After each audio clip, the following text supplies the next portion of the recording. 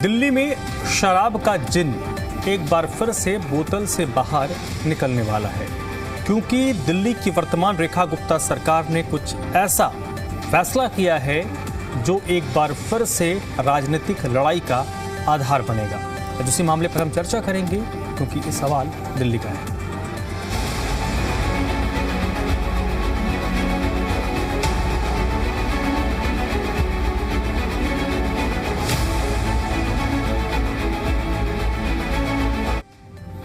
दिल्ली की रेखा सरकार को पिछले सालों में शराब की बिक्री में गड़बड़ी की आशंका है।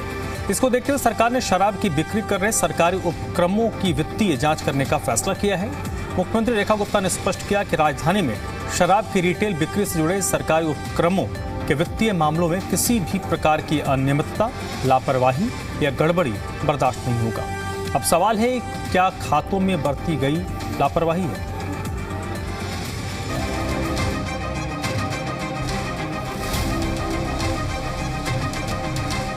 दिल्ली की सीएम रेखा गुप्ता ने पिछले 5 सालों के दौरान शराब की खुदरा बिक्री में शामिल सरकारी संस्थाओं के वित्तीय रिकॉर्ड की व्यापक ऑडिट और क्रॉस वेरिफिकेशन का आदेश दिया है। ये कदम संभावित अनियमितताओं को लेकर जताई जा रही चिंताओं के बीच उठाया गया है। मुख्यमंत्री रेखा गुप्ता ने चेतावनी दी है कि लापरवाही, खातों में बेमेल या वित्तीय कुप्रबंधन को बर्दाश्त नहीं किया जाएगा। दिल्ली के मुख्यमंत्री रेखा गुप्ता ने जांच का ऐलान किया। पिछले 5 वर्षों में हुई शराब की बिक्री के वित्तीय रिकॉर्ड की जांच होगी। सरकारी उपक्रमों के 5 साल की वित्तीय रिकॉर्ड की cross verification DCCC, WS, DTTT, DC, DSC, SC, DSII, DC के माध्यम से हुई थी शराब की बिक्री। सरकारी खजाने को नुकसान न हो, इसलिए शराब बिक्री के खातों की जांच होगी। सार्वजनिक धन की सुरक्षा सर्वोच्च प्राथमिकता सरकार की प्राथमिकता। वित्तीय रिकॉर्ड में गड़बड़ी करने वालों पर कार्रवाई होगी। सभी संबंधित संस्थाओं को रिकॉर्ड का व्यापक मिलान करने के निर्देश। पिछले 5 वर्षों के वित्तीय एवं संचालन से जुड़े रिकॉर्ड का मिलान करें। बिक्री, खरीद, स्टॉक और नकद खातों से संबंधित सभी प्रविष्टियों की जांच शामिल। इन संस्थाओं को आबकारी विभाग के साथ करीबी समन्वय स्थापित करना होगा। सभी रिकॉर्ड का वेरिफिकेशन और वैलिडेशन सुनिश्चित करना होगा। अगर जांच में किसी भी स्तर पर अनियमितता पाई तो कार्रवाई होगी। किसी भी तरह की अनियमितता पाए जाने पर 2 महीने के भीतर रिपोर्ट सौंपना है। सरकारी राजस्व को नुकसान पहुंचाने के तथ्य सामने आने पर एक्शन लिया जाएगा। जिम्मेदार अधिकारियों एवं संबंधित व्यक्तियों के विरुद्ध कड़ी कार्रवाई की जाएगी। सीएम रेखा गुप्ता ने कहा कि हाल ही में तथ्य सामने आया है कि शराब बिक्री से जुड़े कुछ सरकारी उपक्रमों में लंबे समय तक खातों का समुचित मिलान नहीं किया गया, जिसके चलते वित्तीय अनियमितताओं और सरकारी खजाने को संभावित नुकसान की स्थिति बनी है। ऐसे में कुछ सवाल सामने आते हैं। रेखा सरकार का फैसला कितना सही? सरकारी ठेकों के लिए क्या आदेश हुआ जारी? क्या खातों में बरती गई लापरवाही? गड़बड़ी की आशंका तो क्रॉस वेरिफिकेशन। वित्तीय अनियमितता कितनी पड़ेगी भारी? लापरवाहों पर क्या गिरेगी गाज? रेखा सरकार का ये फैसला कितना होगा असरदार? सीएम रेखा गुप्ता ने लापरवाही करने वाले हर अधिकारी को कड़ी चेतावनी देते हुए कहा कि किसी भी तरह की चूक पर हमारी नीति 0 टॉलरेंस की होगी। राजस्व के भारी नुकसान के लिए जिम्मेदार हर शख्स पर सख्त एक्शन होगा। अब देखना ये होगा कि क्या वाकई जांच से वित्तीय अनियमितताएं सामने आती हैं, और अगर हाँ तो कितनी और किस किस पर गिरेगी गाज, ये बड़ा सवाल है। ब्यूरो रिपोर्ट, जी मीडिया। और देखिए, आज इसी मामले पर हम बात करेंगे, चर्चा करेंगे। चर्चा की शुरुआत करें उससे पहले जो हमारे सवाल हैं उन सवालों पर नजर डाल लेते हैं। इसमें सबसे पहला और प्रमुख सवाल है, क्या वाकई खातों में लापरवाही बरती गई है? ये पहला सवाल है। दूसरा सवाल, गड़बड़ी की आशंका है तो क्रॉस वेरिफिकेशन क्या होना चाहिए? तीसरा सवाल, अगर लापरवाही हुई तो जो लापरवाह हैं उन पर गाज गिरेगी? और ये लापरवाह कौन हो सकते हैं, अधिकारी या ठेकेदार? कौन ये लापरवाह हैं जिन्होंने इस मामले में घपले घोटाले को अंजाम दिया है?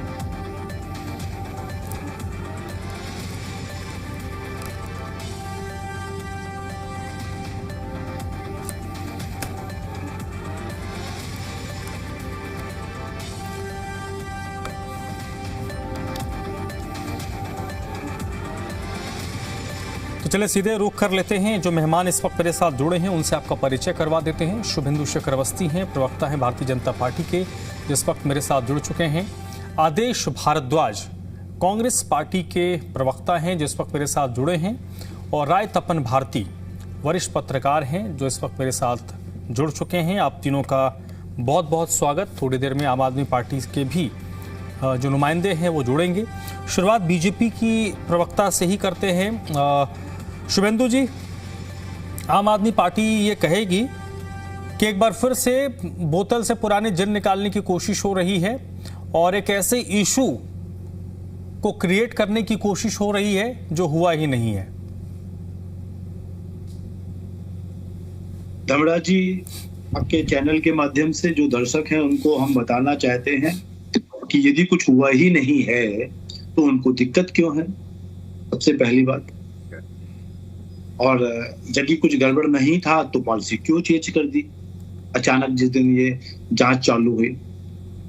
सीएजी ने भी इस पे काफी ऑडिट किया, पर उस समय की सरकारों ने डॉक्यूमेंटेशन नहीं दिया।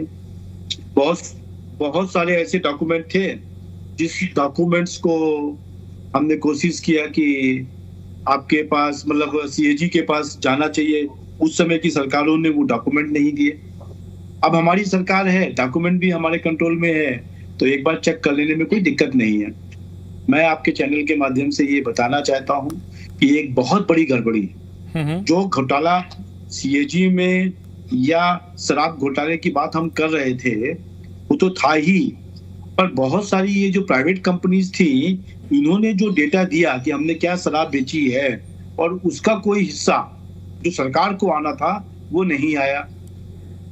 अब ऐसे कंडीशन पे हमको मिलान करना है। सपोज करिए हम शराब कैसे बिकती है कि शाम को जितना शराब बिका दिन का उसका जो रेवेन्यू सरकार को आता है वो आना चाहिए, पर ऐसा डाउट है हमारे को भी कि वो जो घोटाला हुआ वहां तो हुआ ही, पर प्राइवेट कंपनी ने जो डेटा सरकार को दिया और सरकार को जो रेवेन्यू दिया वो भी कहीं ना कहीं बड़े घोटाले का एक साजिश हो सकती है। इसलिए जो आज के डॉक्यूमेंट है पिछले 5 साल के, उसकी जांच कराने के लिए ऑडिट कराने की बात की गई है, और दूध का दूध और पानी का पानी मिलेगा। सपोज करिए कोई पर्टिकुलर प्राइवेट रिटेलर है और उसने दिखाया कि हमने 1000 पेटियां इस वाइन की या शराब की या लिकर की हमने इस तारीख से लेके इस तारीख तक बेची है, और वहां पे जो डाटा दिया गया है वो कितना बता रहा है।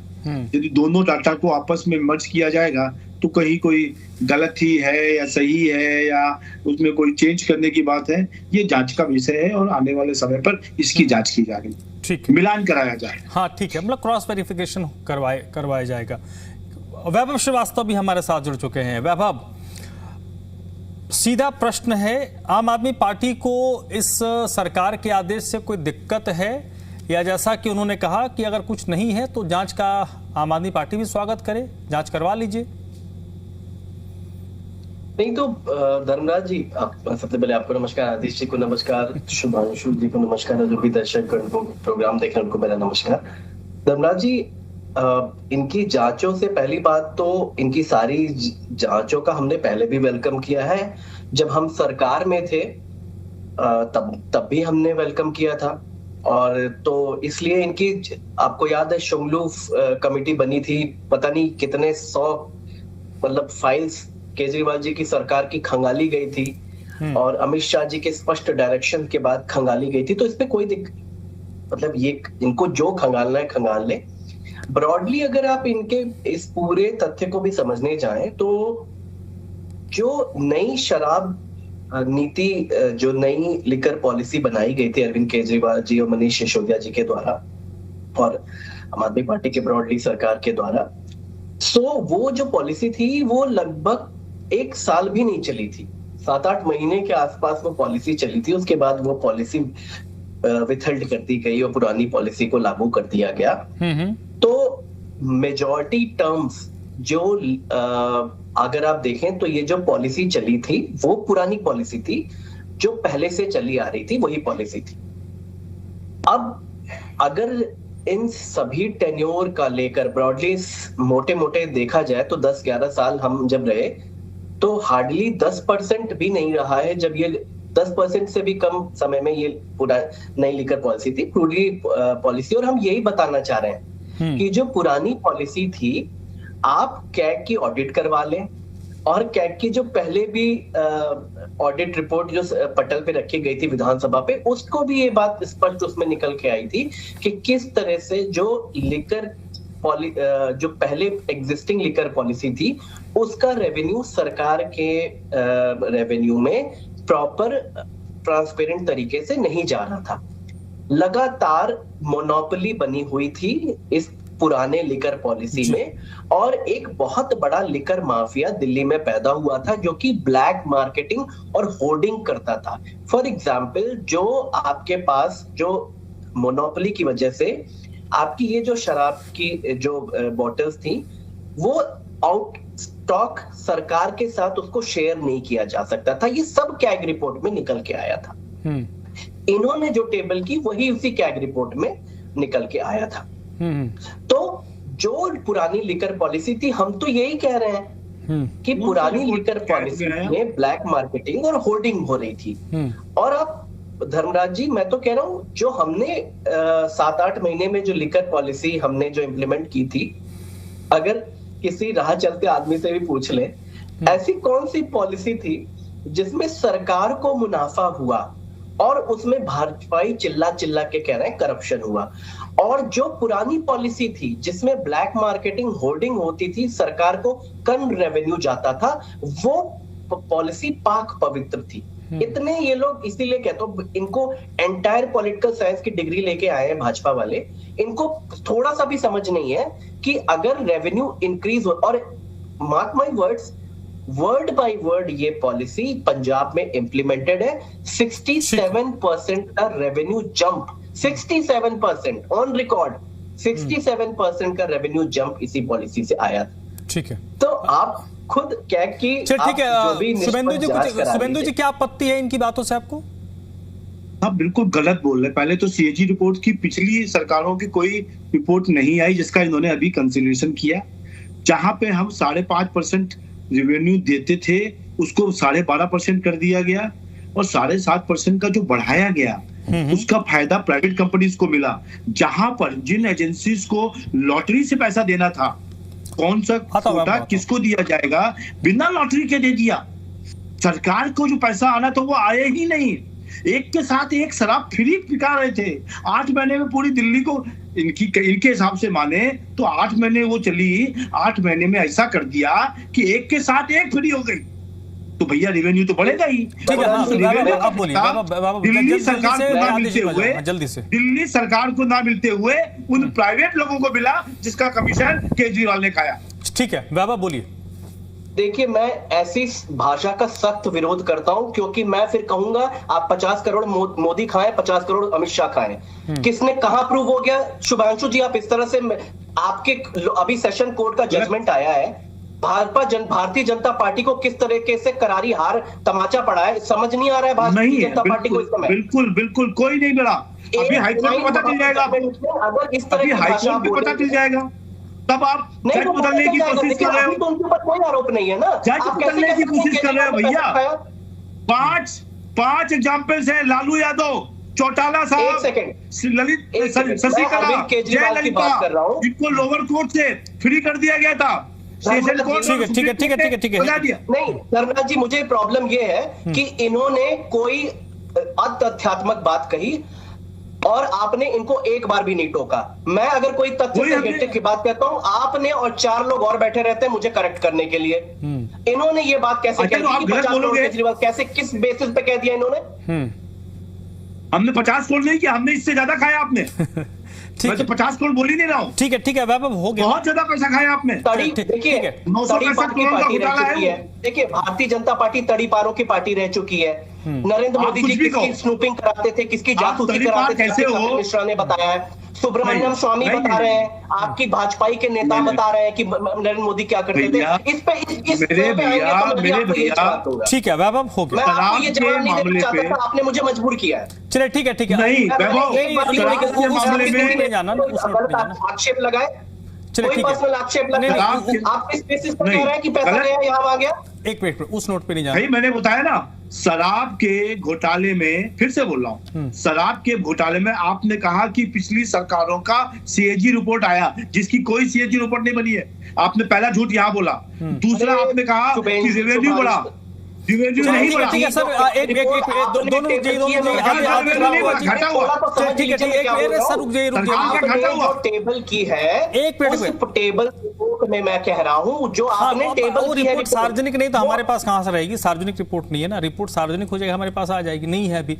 आदेश जी, अब मैं सीधे एक मैं सीधे संसद नहीं, विधानसभा के पटल पे सार्वजनिक की गई है धर्मराज जी। हाँ। विधानसभा के पटल पे कैग की रिपोर्ट आ गई थी लिकर पॉलिसी को लेकर, उसी पॉलिसी का मैं बात कर रहा हूं। उसी पॉलिसी में रेखांकित किया गया है कि पहले की जो पॉलिसी चल रही थी उसकी वजह से ब्लैक मार्केटिंग और होर्डिंग हो रही थी।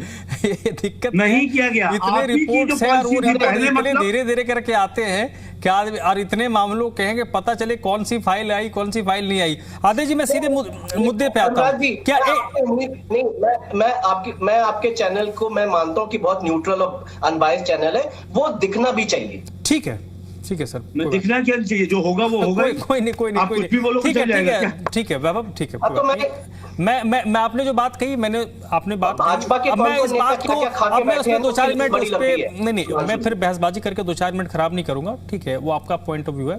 आदेश भारद्वाज जी, क्या दिल्ली में पिछले 5 साल की जो सरकार ऑडिट करवाना चाह रही है, खातों को फिर से पलट कर देखना चाहती है कि भाई कोई खेल उल तो हुआ नहीं है? पहले तो आप इस मुद्दे पर आइए कि क्या आपको इस बात का अंदेशा है कि पिछले जो 5 साल है जिसकी सरकार जांच करवाना चाह रही है, वहां शराब की बिक्री में खेल हुआ है? धर्मराज जी, देखिए, वास्तविकता ये है कि केजरीवाल जी सरकार बनाने से पूर्व कहते थे कि सभी महिलाओं से पूछेंगे, मोहल्ला सभाओं से पूछेंगे, आरडब्ल्यू से पूछेंगे, उसके बाद ठेके खोलेंगे। तो इसलिए कहते थे कि ये भी, और भारतीय जनता पार्टी के लोग इस बात को, सभी राजनीतिक पार्टी, हम सब समाज सोसाइटी के लोग हैं, हम सब इन बातों को जानते हैं कि हमारे समाज के अंदर, सोसाइटी के अंदर शराब को बुराई के रूप में देखा जाता है। जो व्यक्ति इसका सेवन करता है, कहीं ना कहीं अपने बच्चों को, अपने परिवार को इससे दूर रहने की हिदायत देता है। मेरा तो ऐसा मानना है, और समाज और सोसाइटी में ऐसा ही आंकलन है। लेकिन केजरीवाल जी एक नई पॉलिसी लेके आए। नई पॉलिसी में जो अधिकारी जी ने बताया, सुवेंदु अवस्थी जी ने बताया कि किस तरह से उनका प्रॉफिट इंक्रीज किया गया, वो आपके सामने है। लेकिन प्रॉफिट और शराब को इस तरह से परोसा गया कि जिस तरह से शिक्षा को परोसने की बात थी कि 500 स्कूल हर साल खोलेंगे, ये करेंगे, वो करेंगे, शिक्षा को फ्री करेंगे। अवस्थी जी की पार्टी ने भी कुछ दिन पूर्व ही, पिछले साल चुनाव से पूर्व कहा कि शिक्षा में इसी तरह से बढ़ावा देंगे। लेकिन जो करनी और कथनी में अंतर है वो साफ दिखता है। शराब की 584 दुकानें थी, बीजेपी की सरकार ने 713 कर दी, 129 दुकानें बढ़ा दी हैं। उम्र पहले 25 साल थी हमारे टाइम में, शीला जी के समय में, अब 21 साल तक ले आए हैं। पहले 21 हुआ करते थे, अब 3 दिन रह गए हैं। और इस बार तो होली के ऊपर भी हम शराब जो है कि दुकानों को हमने खोल दिया। तो ये जो सरकार है इस तरह से काम कर रही है कि इस शहर को कहीं ना कहीं नशे का शहर बनाना चाहती है। और महिलाओं के लिए अलग से पिंक ठेके होंगे, ये होंगे। तो ये जो तमाम चीजें हैं वो दर्शाती हैं कि सरकार की करनी और कथनी में अंतर है। अभी वैभव जी एक्साइज ड्यूटी ज्यादा मिलने की बात कर रहे थे। वैभव जी, एक्साइज ड्यूटी ज्यादा जब मिल रही थी तो शराब को कितना ज्यादा बेचा जा रहा था, शराब की सेल कैसे आपने बढ़ाई। जो 10 बजे दुकानें बंद हो जाती थी और देर रात तक खुलेंगी, 24 घंटे खुली रहेंगी बहुत सारी, तो जो है तो ये तमाम ऐसी चीजें थी जिनसे ये लगता था कि जो भारतीय जनता पार्टी और केजरीवाल की पार्टी कहीं ना कहीं धर्म की, संस्कृति की, सभ्यता की, कल्चर की, सुधार की बात करती है, इस पॉलिसी में वो कहीं भी एक जगह झलकता नहीं था।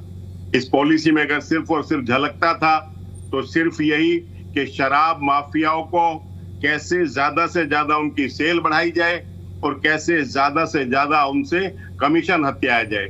सच बात तो ये है कि जो कुछ वीडियो रिकॉर्डिंग थी, कुछ क्लिपें आई थी, उनमें तो बताया गया था कि सारा पक्के में बिकता है, लेकिन 6% कमीशन कच्चे में कहां से दे दें।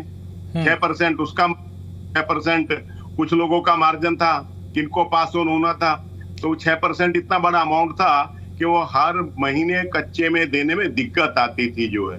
तो ये तमाम तरह की थी और हमने सबसे पहले इसकी शिकायत जाके पुलिस कमिश्नर को, उपराज्यपाल महोदय को की, हमारे अध्यक्ष थे उस वक्त अनिल चौधरी जी, हमने इसको उठाया।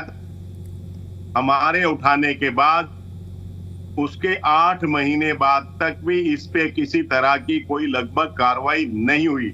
हमारी चिट्ठी को एक कूड़ेदान की तरफ डाल दिया गया। जब भारतीय जनता पार्टी को लगा तो तब उन्होंने उसके ऊपर जांच शुरू की। तो ये तमाम ऐसी चीजें हैं, तो इनकी करनी और कथनी में अंतर है। ये सच्चाई है कि ये दोनों मिलके कहीं ना कहीं, आदरणीय प्रधानमंत्री जी तो बिल्कुल कांग्रेस मुक्त भारत की बात करते थे, इसी तरह से केजरीवाल जी भी शीला जी मुक्त भारत की बात करती थी। और ये भी सच्चाई है कि केजरीवाल जी ने कहीं ना कहीं हमें लोगों की नजरों में कमजोर करना, भ्रष्ट करना, काला एक अटैची लेके उसमें सैकड़ों पेपर जो है दिखाया करते थे कि शीला दीक्षित जी के भ्रष्टाचार के सारे सबूत इसके अंदर हैं, जैसे वो सरकार जेल जाएंगी, लेकिन एक FIR भी उनको पर नहीं दर्ज करा सके। ये शीला दीक्षित जी का काम करने का तरीका था और कांग्रेस पार्टी पूरी ईमानदारी से काम करती थी, जिसका जीता जागता उदाहरण हर क्षेत्र के अंदर हमने सफलता पाई। नहीं सर, एक मिनट सर। हाँ। और एक समय पे केजरीवाल जी को जो अपनी नई नीति बनाई थी उस पे बैकफुट पे आना पड़ा और शीला जी की पुरानी नीति को लागू करना पड़ा। तो मैं एक शेर कह के अपनी बात समाप्त करता हूँ। प्लीज। सलामत है जख्म मेरे, अभी लबालब भरा नहीं हूँ, वो मुझको मुर्दा समझ रहे हैं, उसको कहो के भी मरा नहीं हूँ। वो कह रहा था कुछ दिनों में मिटा के रख देंगे हस्ती तेरी, उसकी आदत है डरा रहा है, मैं है मेरी फितरत के डरा नहीं हूँ। हम कांग्रेसी हैं, देश के लिए आजादी लड़ाई है, आजादी की लड़ाई लड़ी है और बहुत सारी कुर्बानियां हमने आजादी से पहले और आजादी के बाद भी दी है। इस देश को सींचा है, फिर भी लड़ते रहेंगे और लोगों के, गरीबों के, कमजोरों के हितों के लिए काम करते रहेंगे। ये कांग्रेस का है, तो कोई हमें मिटाना है। चलिए सर, राय तपन भारती जी का अब मैं रुख करता हूं, वरिष्ठ पत्रकार हैं सर। ये शराब का जो खेल है ना, वो दिल्ली की राजनीति को छोड़ नहीं रहा सर। मतलब हर दिन कोई ना कोई इशू सामने आ रहा है। अभी पुराने चैप्टर क्लोज हुए नहीं, कोर्ट कचहरी में मामला चल रहा है और इस बीच एक और नया मामला सामने आ गया। सबसे पहले तो बताइए सर, आपको जो बीजेपी का ये जो वर्तमान बीजेपी मतलब वर्तमान सरकार का जो स्टैंड है, आप इससे सहमत हैं? हालांकि ये बात भी सही है कि सरकार को अगर लगता है कि पूर्व में कुछ गलती हुई है तो सरकार उसकी जांच पड़ताल करवा सकती है। तो क्या आपको लगता है कि ये ठीक है या आपको लगता है बस गला मुर्दा उखाड़ा जा रहा है? देखिए धर्मराज जी, आबकारी विभाग या पुलिस विभाग या कुछ ऐसे विभाग हैं, उनको वर्षों से, दशकों से ये माना जाता है कि वो काजल की कोठरी है। और आबकारी विभाग में करप्शन किस हद तक है ये कोई इसको डिनाई नहीं कर सकता है। एक मेरी आपत्ति है, आम आदमी पार्टी के प्रवक्ता वैभव जी कह रहे थे कि आम आदमी बीजेपी तो सरकार का बचाव करेगी, इस डिबेट पे बैठे हुए 4 और लोग भी डिबेट का सरकार का बचाव करेंगे। मेरी आपत्ति है कि मेरे जैसे निष्पक्ष पत्रकार हमेशा जब भी आपके चैनल में आता हूं तो मैं अपने मुताबिक मीमांसा करता हूं, न कि सरकार के समर्थन। जहां लगता है सरकार की गलती है वहां खिंचाई करता हूं, जहां लगता है आम आदमी पार्टी की गलती है उसकी खिंचाई करता हूं, बीजेपी की गलती। तो कम से कम आम आदमी पार्टी को इतना गुस्सा और नाराजगी नहीं होनी चाहिए कि सबको एक झोली में लपेट दें। खैर चलिए हम बात आगे बढ़ते हैं। आबकारी पॉलिसी की बात हो रही है। आबकारी पॉलिसी बनाने का अधिकार किसके पास है? राज्य सरकार के पास है। और शराब के जरिए टैक्स भी सरकारी खजाने में आता है, ये भी सरकार को पता है। लेकिन पॉलिसी के पीछे बनाने के पीछे जो लॉबी काम करती है उसकी नकेल कसना बड़ा मुश्किल है।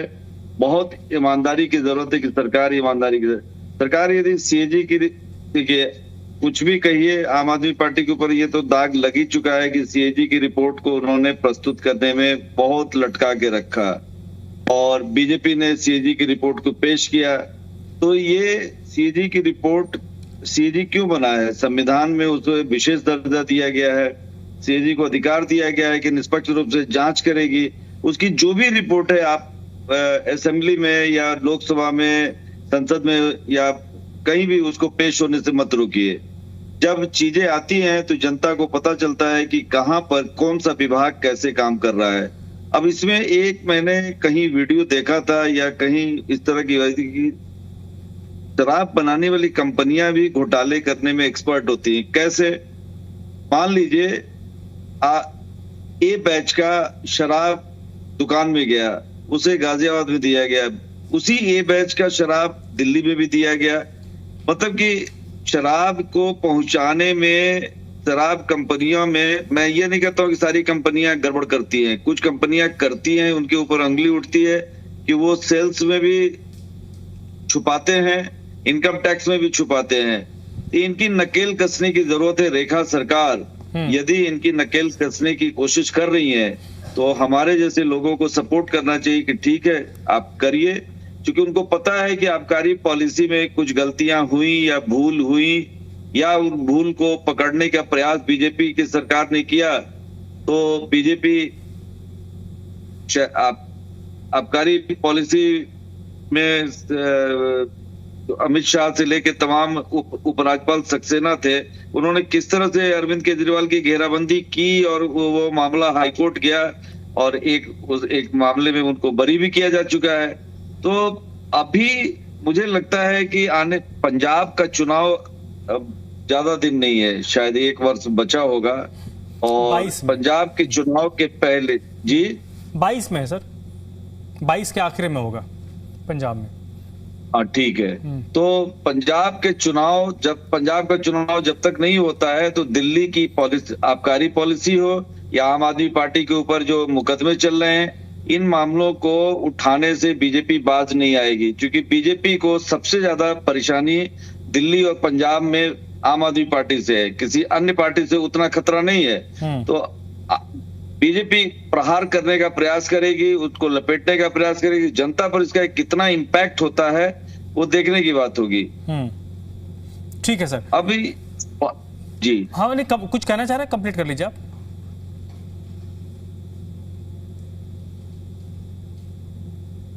सर आपको आवाज आ रही है? और लगता है उनका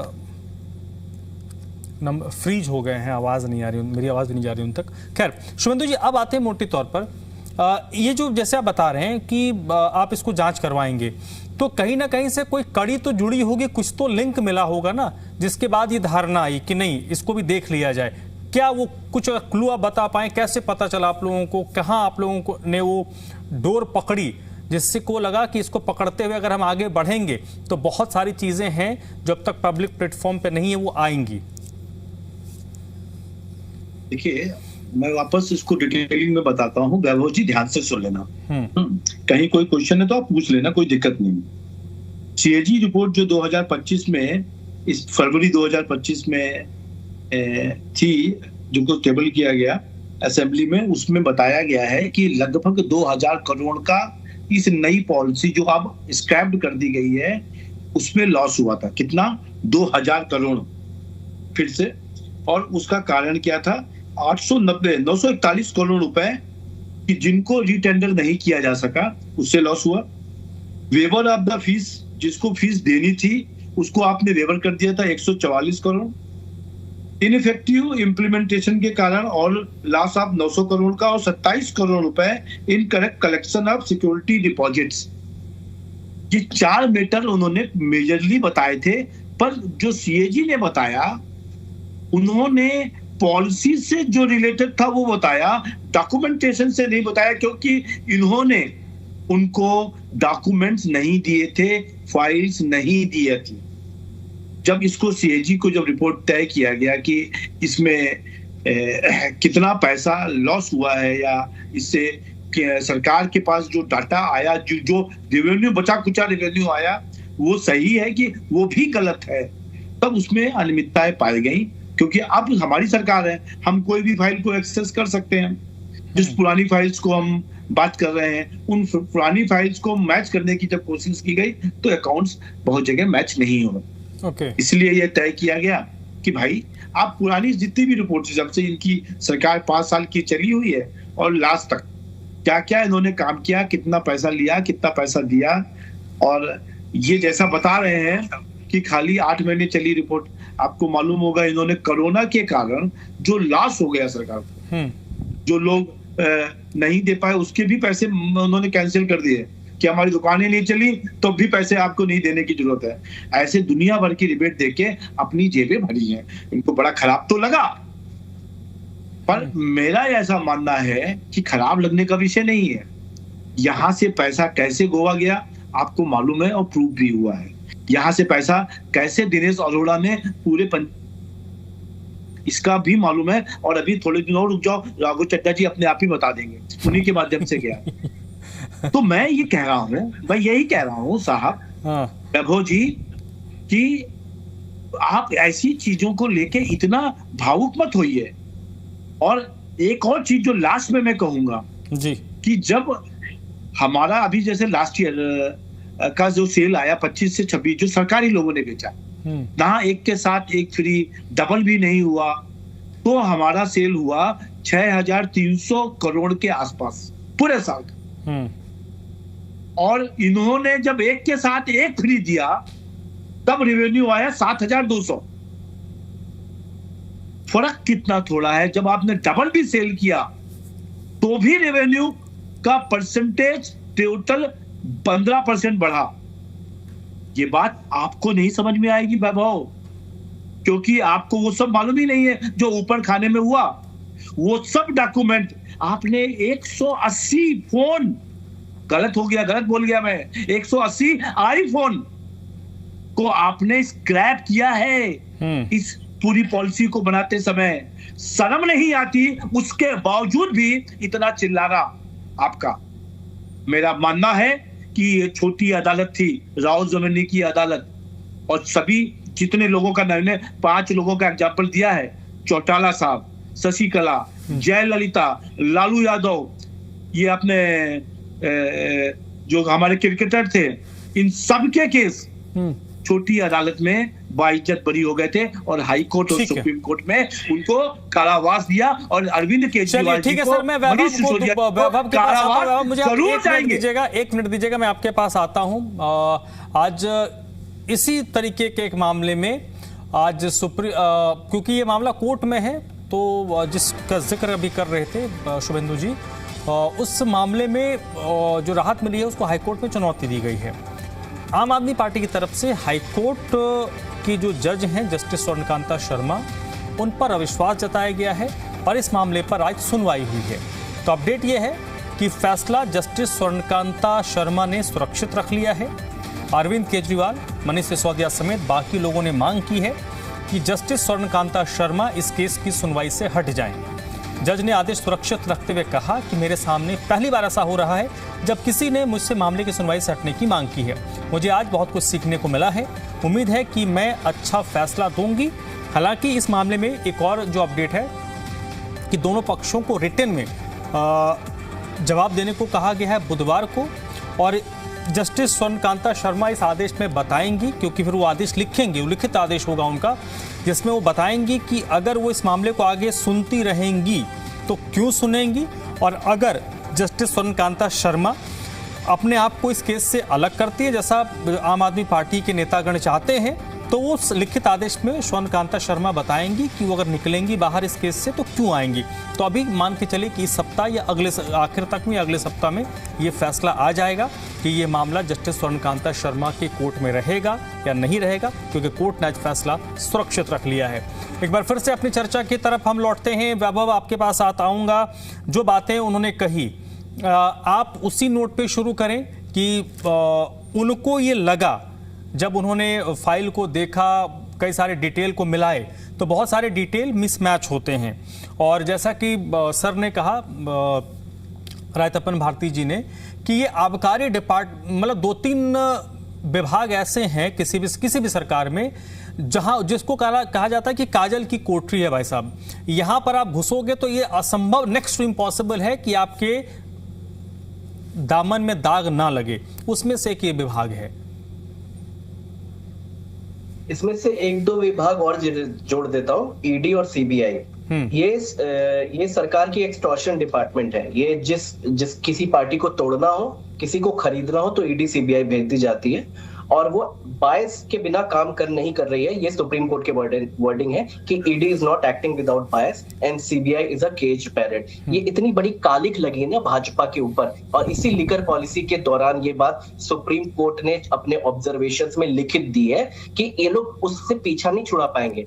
अब आज की डिबेट क्यों नहीं है धर्मराज जी? लिकर पॉलिसी को लेकर 500 डिबेटें हो चुकी हैं। आपके चैनल पे 50 बार मैं बैठ चुका हूं। तो लिकर पॉलिसी की बात अगर करें, तो अगर लिकर पॉलिसी में करप्शन था, तो क्योंकि इनको शायद भाजपा वाले होमवर्क करके नहीं आते, मैं बता दूं, जितने भी प्राइम एविडेंस होते हैं, जितने भी क्रॉस एग्जामिनेशंस होते हैं, वो सेशन कोर्ट में पहले पेश किए जाते हैं।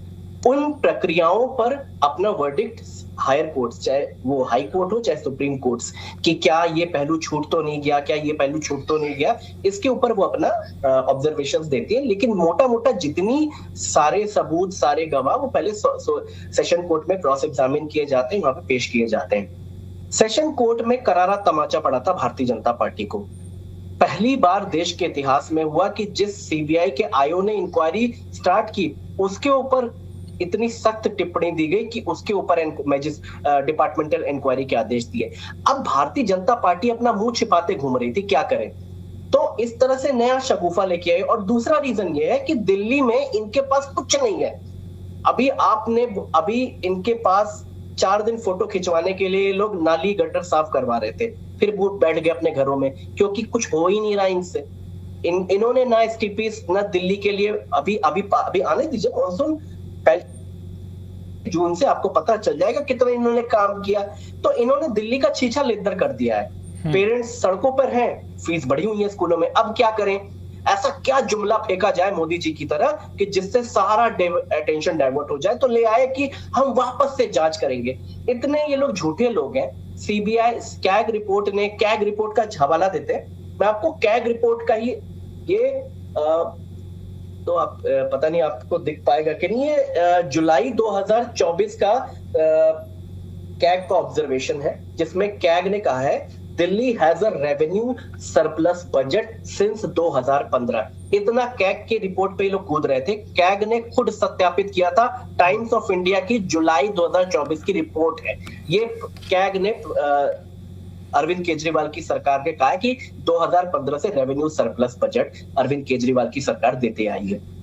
तो हम अगर मैं किसी भी इन दोनों लोगों से पूछ लूं, ये कांग्रेस के लोग भी चले गए थे वहां पर भारतीय जनता पार्टी के साथ हाथ मिलाकर वहां पे कंप्लेन करने अरविंद केजरीवाल की। दोनों लोगों से अगर पूछ लें कि बिसाइड पॉलिसी, फॉर एग्जाम्पल, ये लोग क्या कहते हैं कि परसेंटेज बढ़ा दिया गया, 5% से 12% कर दिया गया, सिक्योरिटी वेवर कर दिया गया। सिक्योरिटी मनी का जो वेवर हुआ, ये लोग इतना नहीं पढ़ के आते हैं। गोवा में, मध्य प्रदेश में, छत्तीसगढ़ में, राजस्थान में, उत्तर प्रदेश में कोविड के समय जब चल रहा था, तो हम नई पॉलिसी आई, तो जो एग्जिस्टिंग स्टेट गवर्नमेंट थी, कई लोगों ने अपने पॉलिसी लेवल पे वेवर दिया गया। हमारा पहले दिन से प्रश्न था, जो कि सेशन, इसमें करप्शन कहां हुआ है? आप एक पेपर पे आपने एक पॉलिसी बनाई, पेपर पे आपने पॉलिसी पे बता दिया कि इनका जो कमीशन होगा 5% होगा, 12% होगा, 10% होगा, प्लस आपका जो भी वेवर हुआ वो भी पॉलिसी के तहत हुआ, रिटन हुआ, डॉक्यूमेंटेड हुआ। तो करप्शन वहां होता है जहां अंदर खाने छिपे खेल होता है। ये तो कह रहे थे, ये अभी यहाँ पर बैठ के झूठ बोल रहे थे कि गोवा में गया था पैसा, प्रूफ क्यों नहीं कर पाई इनकी सीबीआई? कुछ तो प्रूफ करना पाया था। 54 भर का तो भ्रष्टाचार दिखा देते ना कि 1 रुपए मनीष सिसोदिया ने खा लिया, अरविंद केजरीवाल ने इतने पैसे खा लिए, कुछ तो दिखा देते। वहां पे तो करारा तमाचा पड़ गया, भाग गए अपना बोरिया बिस्तर उठा के, जैसे मोदी जी कहते हैं। चला जाऊंगा तो ये झोला उठा के, तो झोला उठा के चल दिया वहां से, अब चले गए दूसरे वाले कोर्ट में, जाए, कोई दिक्कत नहीं, इनका पैरोगेटिव है, इट इज योर पैरोगेटिव कि आप जहां जाना है जाए। हमें अपनी ईमानदारी पे, अपनी सफाई पे हमें पूरा भरोसा है, क्योंकि अगर हम गलत होते धर्मराज जी, हम उस पॉलिसी को इंडोर्स नहीं करते, उस पॉलिसी को इम्प्लीमेंट नहीं करते, उस पॉलिसी में अगर हमारी चोरी होती तो हम पंजाब में नहीं करते। और पंजाब में जो 67% का रेवेन्यू जंप किया वो इसी पॉलिसी की मदद से कर पाए। इसलिए हम कह रहे हैं, आज भी हम कह रहे हैं, हम इस पॉलिसी पे वर्ड बाय वर्ड कायम है। ये पॉलिसी सरकार हितैषी थी, क्योंकि कॉम्पिटिटिव मार्केट दे रही थी। आपके यहाँ पे 4 दुकानें खुल जाती हैं कपड़े की तो रेट अपने आप ऊपर नीचे होने लगता है, क्योंकि कंपटीशन, कॉम्पिटिटिवनेस आ जाती है, मोनोपोली नहीं रहती है। भारतीय जनता पार्टी क्या कर दी थी कि अदानी को बुला के, अंबानी को बुला के सारे ठेके दे दो, वहां मोनोपोली हो जाती है। आज इस देश में अदानी डिसाइड करते हैं कि गैस के दाम क्या होंगे, अंबानी डिसाइड करते हैं कि पेट्रोल के दाम क्या होंगे। यही तो भारतीय जनता पार्टी चाहती है, और हम अरविंद केजरीवाल और आम आदमी पार्टी इसकी विरोधी है कि क्यों एक क्रोनी कैपिटलिस्ट पैदा करना, सबको मौका दो, समान अवसर दो। हमने इस पॉलिसी के थ्रू यही किया, और आज तक ये लोग करप्शन प्रूव नहीं कर पाए, न भविष्य में कभी कर पाएंगे, क्योंकि ये पॉलिसी पूरी ईमानदारी से लागू की गई थी और पूरी ईमानदारी से हम आज उसको चला रहे हैं पंजाब। चलिए ठीक है। एक लाइन बोलिए। ऐसी पॉलिसी थी वैभव जी जिसपे एलजी से अप्रूवल नहीं था और कैबिनेट का भी अप्रूवल नहीं था। मजाक हो गया है। क्या दोनों का अप्रूवल लिया नहीं गया? क्या दोनों का अप्रूवल नहीं लिया गया? कैबिनेट का सीएजी की रिपोर्ट पे है, नहीं था। एक सेकंड अरे भैया 10 पॉइंट सुन तो लीजिए, जो फाइनल रिवाइज हुई जोगिया जी ने अपने मित्रों को भेजी व्हाट्सएप करके, वो रिवाइज करके आई, उसका अप्रूवल नहीं लिया गया। आप क्या बात कर रहे हो? सीएजी रिपोर्ट पढ़ के आओ, आप पढ़ते नहीं आते और कहते कुछ भी पढ़ गया। आपको इनको करेक्ट करना चाहिए। एलजी साहब का नहीं, कैसे करेंगे? हम बता रहे हैं आपको, एलजी साहब ने अप्रूव किया है लीगल पॉलिसी को। मैं चैलेंज करता हूँ, मैं चैलेंज करता हूँ, मैं डिबेट में नहीं आऊंगा। आप प्रूव कर दीजिए कि एलजी साहब का अप्रूवल नहीं था। बता रहा हूँ, पढ़ के आइए, ये मैं पढ़ के सुना रहा हूँ, मैं पढ़ के सुना रहा हूँ आपको। अगर आप प्रूव कर देंगे मैं डिबेट में नहीं आऊंगा। अरे झूठे लोग हैं। सेंटेंस सुन लीजिए, ये सीएजी ने लिखा है, additionally the CAG found that violation were deliberately penalised. It is also highlighted that key decisions related to policy were taken without a cabinet note or approval of Lieutenant Governor. ये sentence है। अरे वो WhatsApp मत पढ़िए, क्या बात कर रहे हो? वो नरेंद्र मोदी जी का ये सीएजी ने लिखा है। आप section, para section, sub section बताइए। सीएजी की रिपोर्ट खोल के रखिए, सीएजी की रिपोर्ट खोल के रखिए, आप भी पढ़ लो। अच्छा, ये आपको इतना पता है, सरकार चलाते हुए 1 साल हो गया, क्या कोई पॉलिसी बिना एलजी साहब के अप्रूवल के इंप्लीमेंट की जा सकती है? हाँ, जो पॉलिसी, फिर से बता रहा हूँ, जो पॉलिसी जा सकती है, एलजी साहब से पास कराई गई थी, उसमें अमेंडमेंट किया गया, उसको मैं बता तो रहा हूँ, सुन लो। हाँ ना, क्या होता है? आपने जो पॉलिसी एलजी से अप्रूवल कराई थी वो कुछ और थी, और जो आपने इम्प्लीमेंट की कोई भी पॉलिसी दिल्ली में कैबिनेट से एलजी साहब के अप्रूवल के बिना लागू की जा सकती है? मेरा सवाल है आपसे। मैं यही तो कह रहा हूँ, जो पॉलिसी एलजी ने अप्रूव करी थी, कह रहे हैं कि जो एलजी साहब का अप्रूवल था उसमें बाद में किसी प्रकार का अमेंडमेंट हुआ और उसको कैबिनेट से पास नहीं किया। मेरे पास ये रिपोर्ट नहीं है, कोई अमेंडमेंट नहीं था, कोई भी। सीएजी की रिपोर्ट है यार, सीएजी झूठ बोलेगी था। अब सीएजी झूठ बोलेगी, रिपोर्ट आएगा तब देखेंगे। देखिए सीएजी ने, मैं आप बताइए ना, आप सेक्शन सबसेक्शन बताइए किसमें बोला है कि वहां पे कि एलजी का अप्रूवल नहीं था। आप बता दीजिए किसमें एलजी का अप्रूवल नहीं था, बता दीजिए। सुनिए, मैं बता रहा हूँ, आप पढ़िए पूरी जो जिसमें सीएजी रिपोर्ट आई है। अरे मैं उसको पढ़िए, ये झूठ 2026 करोड़ बार बोलने से सच नहीं हो जाएगा। चलिए ठीक है। 8 महीने तक पॉलिसी सर देखिए टेक्निकलिटीज में जाएंगे दोनों के पास। देखिए आप दोनों एक पक्ष हैं, मैं वहां पर मैं भी बैठा हुआ हूं, मेरे पास अभी कोई डॉक्यूमेंट नहीं कि मैं उसको खोल के मेरे पास नहीं कि मैं खोल के बैठ जाऊं, बता दूं इसमें ये सेक्शन है। तो दोनों की बातें पब्लिक तक पहुंची है और मैं इसको बिल्कुल वेरीफाई, क्रॉस चेक करवाने की कोशिश करूंगा। आदेश जी, आप एक सवाल में आता हूं। देखिए बीजेपी क्या कह रही है, आम आदमी पार्टी क्या कह रही है, इन दोनों की बातों से। धनराज जी, मुझे आपने ये फिर बीच में आ गए थे, आपने मुझे कंप्लीट नहीं करने दिया था। जल्दी बोल लीजिए आदेश जी, एक मैं ये कह रहा हूं, ये लिकर पॉलिसी, शराब, सब पे भारतीय जनता पार्टी ने अपना पूरा पक्ष रख दिया। इतनी अगर मानवता है आप में और आपको लगता है कि फेक लिकर या लिकर ये शराब से कोई इशू हुआ, गुजरात में क्यों नहीं जांच कराते? 100 से ऊपर लोग नकली शराब पीने से मर गए, गुजरात जो कि ड्राई स्टेट है। थोड़ी सी शर्म बाकी है भारतीय जनता पार्टी में। 100 से ऊपर लोग मर गए थे। ठीक है, अब हम नया विंडो नहीं खोलेंगे ना, मेरे पास 10 मिनट है। नहीं, दिल्ली पे रहिए, पंजाब में 1 मिनट, फिर वो पंजाब का कुछ उदाहरण दे देंगे उठा के। वो तो पंजाब का उदाहरण दे चुके, धर्मराज जी आपने बोला ही नहीं, वो तो दे चुके। मैंने कहा फिर कोई बिहार में पंजाब के अंदर ड्रग्स है, नया फ्रंट कितना पंजाब के अंदर ड्रग्स आप बिकवा रहे हो। एक मिनट शुभेंदु जी, नया फ्रंट, 10 मिनट है मेरे पास, 2 और मेहमान, उनसे ही बात करनी है। अलग अलग फ्रंट खोलेंगे तो प्याज की तरह एक एक मुद्दा खुलता जाएगा, जितना खोलेंगे उतना इशू निकलेगा, उसको रहने दीजिए। आदेश भारद्वाज जी, बीजेपी क्या कह रही है सर, कांग्रेस क्या कह रही है? लेकिन ये मामला ऐसा हो चुका है दिल्ली के अंदर कि ये एक इसका क्या, इसकी सच्चाई क्या है, कौन सच बोल रहा है, ये कहीं ना कहीं पब्लिक के बीच एक परसेप्शन रहेगा और पता नहीं इसका समाधान इस समस्या का कब होगा। धर्मराज जी, सबके समाधान है, कोई चीज ऐसी है ही नहीं कि जिसका समाधान नहीं है। पहली बात तो वैभव जी बड़ा डिफेंड कर रहे हैं अपनी शराब की नीति को, लेकिन सरकार ने फैसला लिया कि अपनी इस नीति को, पॉलिसी को विड्रॉ किया और शीला दीक्षित जी के समय की पॉलिसी को लागू किया। तो जिसको वैभव डिफेंड कर रहे हैं, इनकी सरकार बैकफुट पे आई, इन्होंने उस पॉलिसी को विड्रॉ किया, तो अपने आप ही पता चल जाता है कि पॉलिसी के अंदर खामियां थी, पॉलिसी के अंदर कुछ गलतियां थी, जिसके कारण सरकार को बैकफुट पे आना पड़ा। एक बात। दूसरी बात, दोनों आंकड़े तो सच बोलते हैं, आंकड़े तो झूठ नहीं बोलते।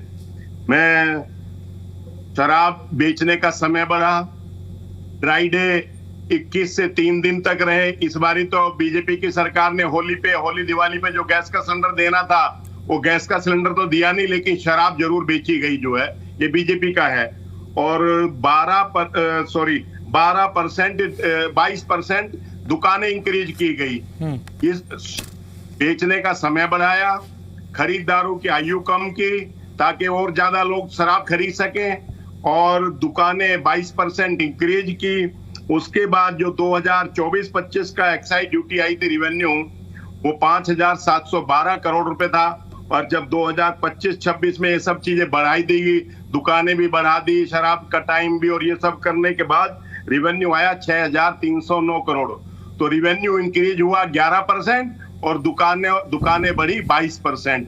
तो आप ये अंदाजा लगा सकते हैं कि जब मार्केट शेयर बढ़ता है तो उसका प्रॉफिट और ज्यादा बढ़ता है, लेकिन प्रॉफिट या एक्साइज ड्यूटी 22% इंक्रीज नहीं बढ़ी, वो 11% बढ़ती है, दुकानें 22% बढ़ती हैं। तो ये आंकड़े हैं। कहा दूसरा, सीए तो मुख्यमंत्री को संवैधानिक पद पे है, उनको ये बिल्कुल अच्छी बात है कि इनको जांच करा लेनी चाहिए, लेकिन वास्तविकता ये है कि जो सीएजी की रिपोर्ट आती है, केजरीवाल सरकार जी ने भी उनको समय से टेबल नहीं किया, और अब तो सीएजी की रिपोर्टें आनी ही भारत सरकार के खिलाफ तो बंदी हो गई हैं, और जो कोई सीएजी की रिपोर्ट लेके आता है उसको पनिशमेंट किया जाता है।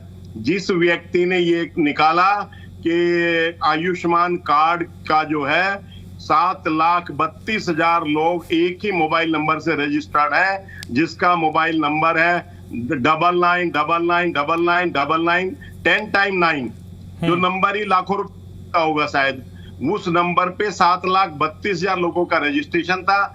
जिस सीनियर आईएएस ऑफिसर ने इसको ऑडिट किया, सरकार के इस भ्रष्टाचार को उजागर किया, उसका रातों रात भारतीय जनता पार्टी ने दिल्ली से त्रिवेंद्रम ट्रांसफर किया। एक दूसरे जिन्होंने 16 करोड़ रुपए पर किलोमीटर की लागत से द्वारका एक्सप्रेसवे का एस्टिमेटेड कॉस्ट बनी और टेंडर हुआ, और जब फाइनल पेमेंट हुआ तो 251 करोड़ रुपए पर किलोमीटर का हुआ, उसका भी रातों रात ट्रांसफर कर दिया। ये भारतीय जनता पार्टी का काम करने का तरीका है। अगर ये देश के ऊपर रोजगार नहीं मिल रहा, कर्जा बढ़ता जा रहा है, संसाधन बिकते, ये अंदाजा लगाया जा सकता है। मैं तो गांव के पृष्ठभूमि से हूं, और राम भारती जी भी बहुत ही विद्वान, और सारे विद्वान व्यक्ति है, माफी करना, सभी विद्वान व्यक्ति हैं, लेकिन अगर मैं दिल्ली में आके किसी गांव से आता हूं, अपने बच्चों को अच्छी शिक्षा देता हूं, एक मकान बना लेता हूं, एक दुकान बना लेता हूं, और समय समय पे अपने माँ बाप को गांव में मदद भी पहुंचा देता हूं,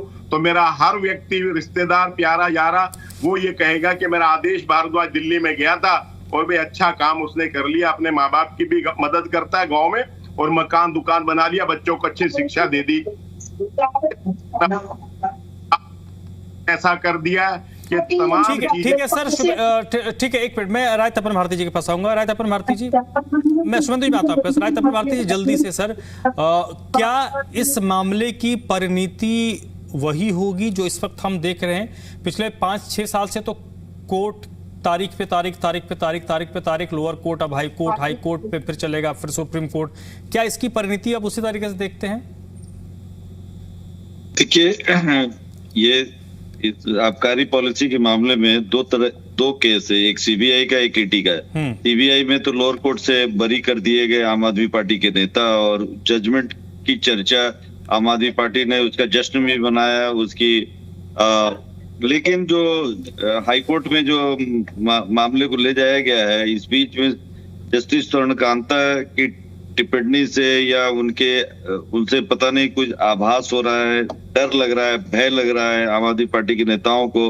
तो पहले तो इन्होंने चीफ जस्टिस से विरोध किया कि आप जस्टिस स्वर्णकांता को बदल दीजिए, लेकिन चीफ जस्टिस ने रिजेक्ट कर दिया। अब डायरेक्ट जस्टिस स्वर्णकांता के पास कहा गया कि आपके ऊपर हमें विश्वास नहीं है, और जैसा कि आपने पढ़ के सुनाया कि जस्टिस स्वर्णकांता ने कहा कि दोनों बातें उन्होंने कही, उनके जजमेंट का इंतजार आम आदमी पार्टी नेताओं को होगा, कौन सा फैसला, कौन सा डिसीजन देती है, बहुत महत्वपूर्ण होगा।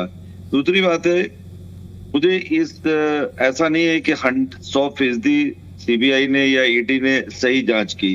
एक बहुत बड़ा ये उसमें कमी हमने देखी थी कि जो प्रॉपर्टीज अब ईडी में अटैच किया गया, ईडी भारत में जितने भी केसेस होते हैं उसमें एक्यूज के प्रॉपर्टी को अटैच कर देती है, अटैच करके उसमें मनीष सिसोदिया की भी दो प्रॉपर्टी अटैच की गई। उसमें एक प्रॉपर्टी का नाम है वार्तालोक सोसाइटी, जो गाजियाबाद की वसुंधरा में है, और उन्होंने 30 साल पहले खरीदा, तब वो पत्रकार हुआ करते थे।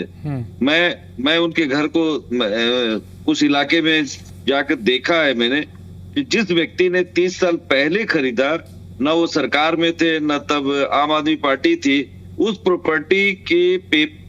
प्रॉपर्टी को भी ईडी ने जब्त किया। ये कहाँ से नाइंसाफी है, कहाँ का ये न्याय है? तो मुझे लगता है कि आम आदमी पार्टी को यदि आप चुनौती दे रहे हैं, उन पर भ्रष्टाचार का आरोप लगा रहे हैं, तो आप तथ्यों को ठीक से रखिए। कहीं पर कोई कमी होगी तो भारत की न्याय व्यवस्था ऐसी है कि वो कोर्ट उसको बरी कर देगी। ठीक है शुभेंदु जी, आखिर 10-15 सेकंड। नेता लोग तो ठीक हैं, लेकिन पूरे मामले में बाबुओं का भी तो खेल होता है सर। 2-4 बाबू भी तो लपेटे में आने चाहिए, वो क्यों बच जाते? ये अभी जब डिटेल निकलेगी तो बाबू भी आएंगे, और बाबुओं का चक्कर भी रहा होगा, इसलिए फाइलों से क्लियर होगा। राय तपन भारती जी को ये बताना चाहता हूं कि जब इस तरीके के ईडी केस करती है तो पैसा वसूल उसका जो वर्तमान एसेट होता है उसको सीज करती है, ना कि इस सीजन के बाद का कोई एसेट खरीदा गया उसके लिए। कल को कोई ऐसा चीज आता है कि सरकार की ये लॉस हुआ है तो वो उनकी 30 साल पुरानी वाली प्रॉपर्टी को। चलिए सर, आप बस वही इसी नोट पे था कि अधिकारियों को भी लपेटा जाए, क्योंकि सिर्फ हाँ वैभव जल्दी 10 सेकंड बोल लीजिए वैभव। जी मैं धर्मराज जी बस ये बात अपनी क्लोजिंग में बस ये कहूंगा कि ये जो नया पिटारा भारतीय जनता पार्टी बजा रही है शराब घोटाले का, इस पूरे शराब घोटाले को पूरी ऊपर नीचे खंगाल के ही भारतीय जनता पार्टी अपनी प्यारी सीबीआई और ईडी को लेकर कोर्ट में गई थी। ये एक पॉलिसी देख चुके, एक पेपर देख चुके हैं, और वहां पर इनको कुछ नहीं मिला, तो इसलिए अब ये नया झुंझुना बचा रहे हैं। ये चलिए आप देखते हैं झुंझुना की आवाज कैसी होती है और इसके धुन पे कौन नाचता है।